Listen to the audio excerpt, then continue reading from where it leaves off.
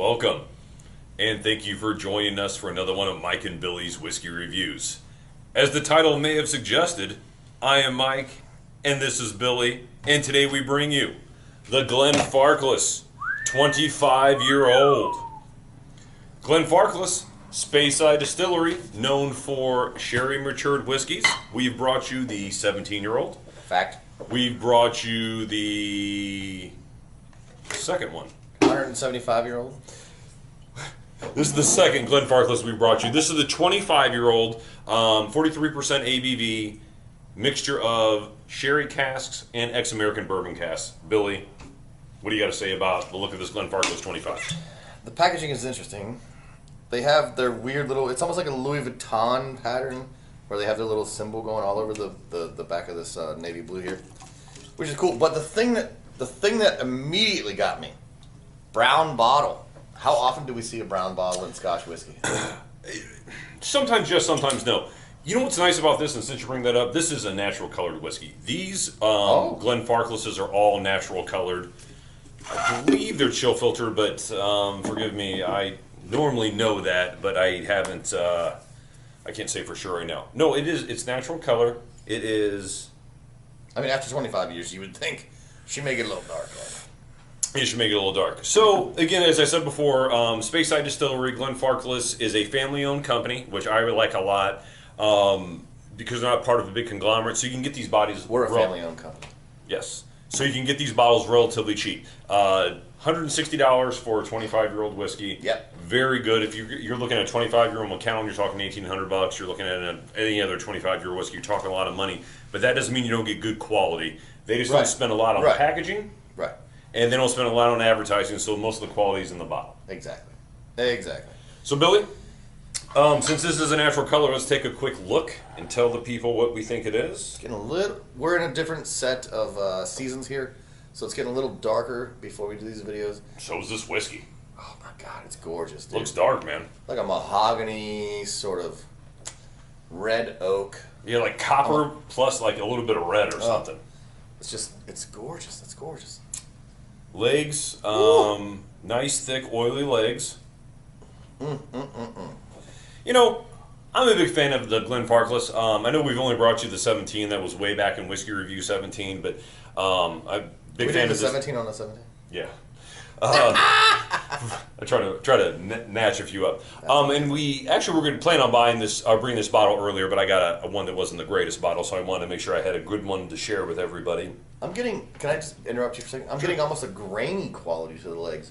You know what? Okay, so anytime you have a whiskey over 20 years old, and I've noticed this with the Macallan 21, I've noticed it with a Highland Park 25, and that's these little white crystals that sometimes form around the edge of the whiskey line if it's well over 20 years old. I don't think it's anything to get concerned about. It's so small you can't even, I don't think it's anything, because I think... I love it. Like, it's interesting. No, I think someone had brought it up. I think it was Macallan on the 21-year-old and said, hey, if you see these little crystals, don't get freaked out about it. It's just part of the maturation process of 2 decades in whiskey. Something immediately I don't do, Mike, about whiskey. Freak out. Yeah. I'm going to drink it. Well, here's the thing. You can put a little bit of pee in there. I'm going to drink it. Here's the thing. It's 43% ABV, 86 proof. If there's something bad in it, that'll probably kill it. Exactly. Yeah. Just like Raven's hair. Anyway, love you, Rave. So let's get to the nose on this one, Bill. Buddy, I took a little smell earlier. Full and rich. Full and rich. I feel like I'm riding a thoroughbred. I mean, Are we at the Kentucky Derby right now? There's spiciness. There's sawdust, earthiness. There's just a gorgeous... There's sherry. the sherry.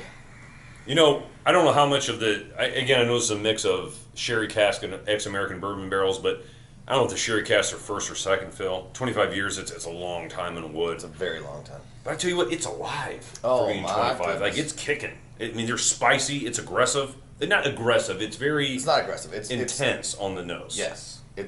Check this out, It's like when you come home and you had a fight with your girlfriend and she just takes her shirt off and doesn't even want to argue anymore. It's like that. You know what I mean? It's delicious.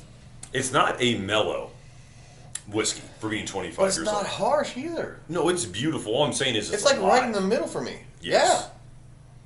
Yeah. I'm going in, Mike. It's spicy. It's chocolate. It's honey. Maybe a tad bit of vanilla in the background. I'll tell you what. This is a whiskey. This is about right here. I've let it oxidize for a while because this takes a little while to open up, and for the sake of the video, I can't stand here and talk and smell for 20 minutes. But there's a lot going on. It's a super complex nose. Billy, what do you get on the palate, my friend? One of your faves. Caramel, vanilla. Oh yeah. That sort of weird in the middle spice. I almost get a Melanie. Not Melanie. That's my sister Melanie. I almost get a melon quality. Like that sort of sweet, benign weirdness. But which goes against everything that I've already said with the spices and the peppery and the just caramel and vanilla. There's definitely a chocolate aspect there. I'm almost getting a coffee, but kind of not. Like it's very mysterious, and it keeps like it stays there, and it gets layers and layers and layers. Like I'm getting more and more every time. There's almost like an orangey quality. Maybe a pear? It's complex. It's got a lot of layers. Yeah. At first I was thinking fruits, dark chocolate. You said is a zesty orange characteristic to it. Yeah. There's dark fruits. This is definitely an Oloroso sherry, not a Pedro Jimenez. It's not sweet. Right. It's fruity sherry. Yeah. Very, very fruity. I don't know that for sure, but if my guess would be it's Oloroso sherry as opposed to Pedro Jimenez. So I would say dark chocolate, oak, fruits, vanilla, spice. What spice? It might not even cinnamon. Some cinnamon, for sure. It's definitely a tangy spice. And it's alive and popping too. Oh my god, it's alive. Oh, so 25 years old means every whiskey in this mix that went into this bottle has to be at least 25 years old. At the minimum. And there's some tang in this. Buddy. You remember how I called the Springbank 16-year-old local barley like little knives of caramel and vanilla stabbing you? Yes. This is little knives of spicy, what I think is cinnamon. I would also say dark chocolate. I'm still getting all those flavors. Like, nothing has faded. I'm still getting all of those flavors right now, and it's been a minute and a half, 2 minutes, I don't know. I'm still getting all of that without that weird oily, coaty, tanniny thing that goes on. This is so smooth, Mike. No bitterness. You know what it's like? Can I stop? Yes. Thank you. It's good whiskey. Thank you for bringing this whiskey. It's a good whiskey.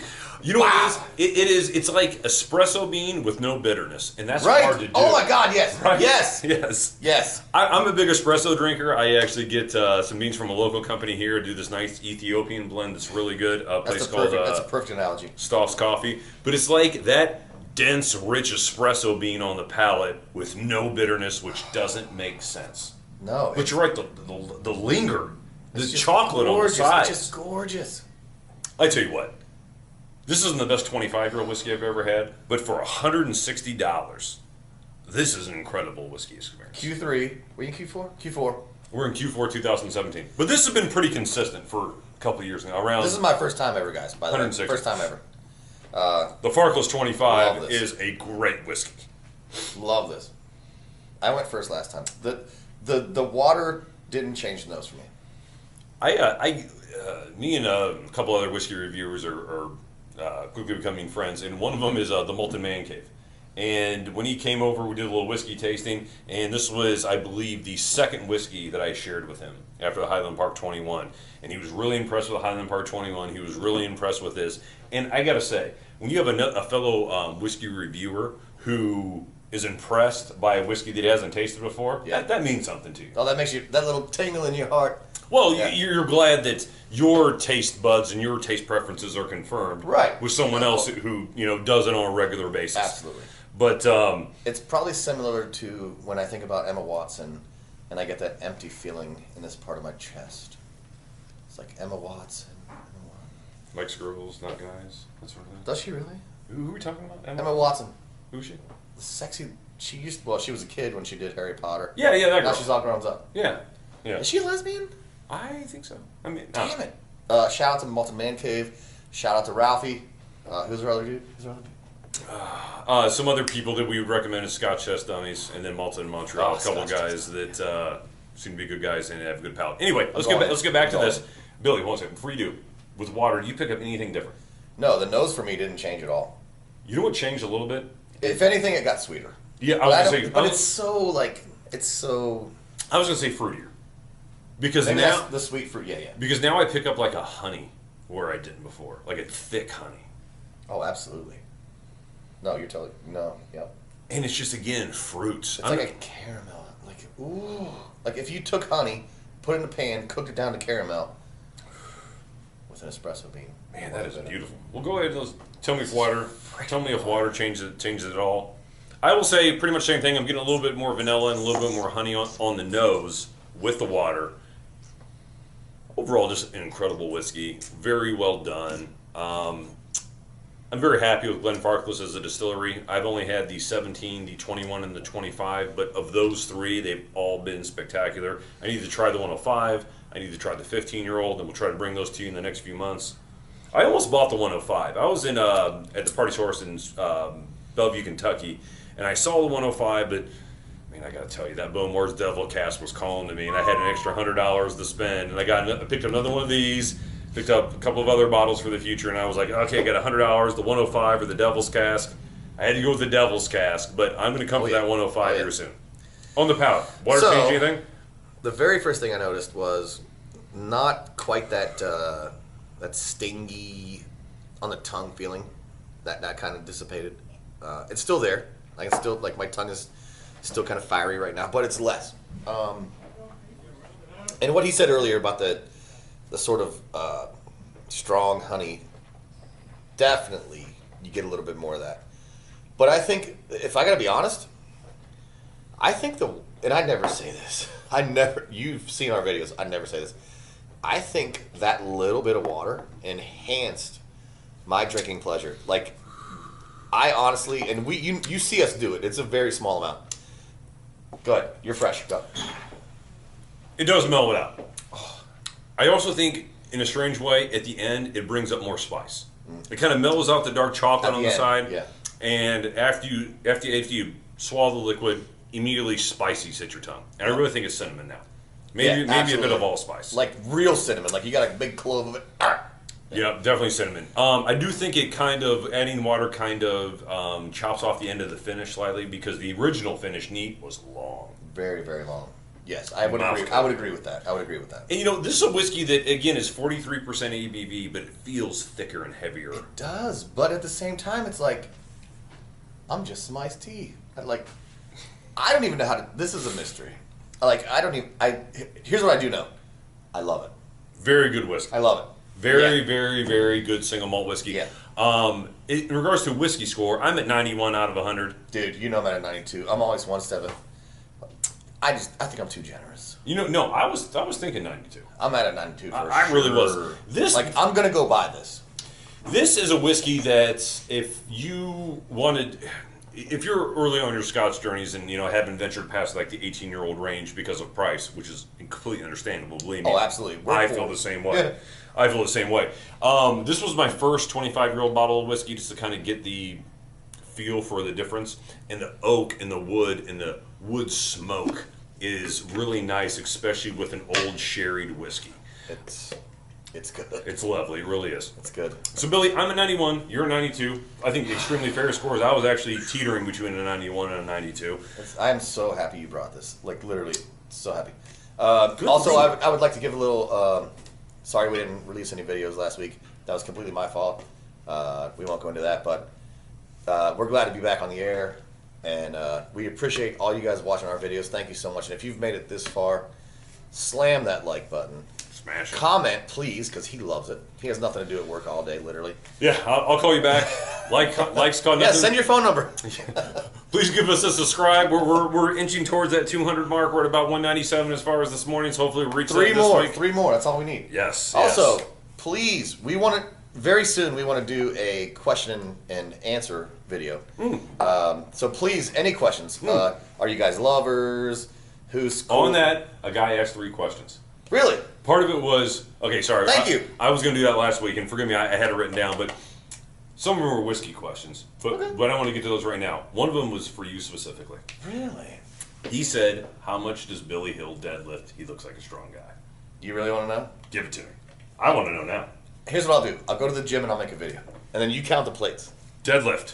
Deadlift. Straight up deadlift. What's your best ever? Give me that. Give me that at least. Mine's 315. My best ever was over 600. Deadlift? Yeah. I was never good at deadlift. I was good at bench and squat. Best ever. I could do 365 bench. Right now, today, cold, I guarantee you 500. Deadlift? Right now. Some people can just deadlift. Right now. You have the physique for Right deadlift. now. Anyway, for our first question and answer, how much can Billy deadlift? He said 5. We'll put it on video. And we'll throw it up for you. Forgive me, I got to go back in the comments and just refresh myself, but for you, the one who suggested that, great question. Love it. Great Bring it question. on. Listen, the more off kilter with whiskey the questions are, the better the video is going to be. So, The next thing he said was, what's your 3 best whiskeys? in my opinion, Yeah. well, I'm a bourbon guy. And I know we promised you at one of our first videos ever, we promised you that every 10th video would be a bourbon. I'm a bourbon guy, so my 3 top whiskeys. Mm-hmm. One of them is going to be this guy. Me too. Mike introduced me to that. Highland Park 25 is probably my favorite whiskey. I bought this bottle because our camera fucked up, and Mike was so mad. I thought he was going to fist fight me. And he ordered one offline, and I ordered one offline, and he said he got it in, so I'm like, all right, I'm putting mine in the bag. Yeah.